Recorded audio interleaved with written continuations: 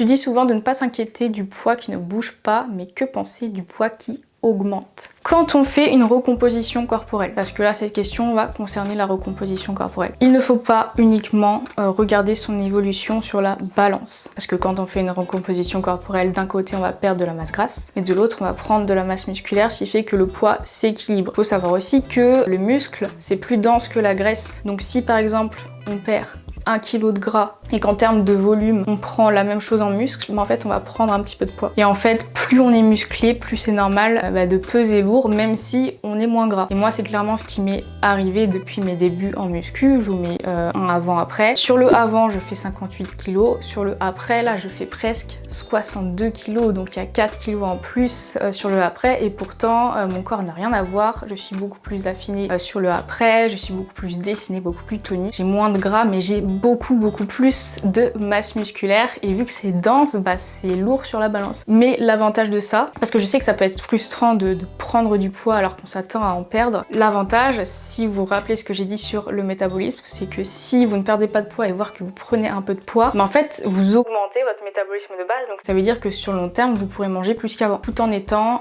plus dessiné, plus affiné, etc.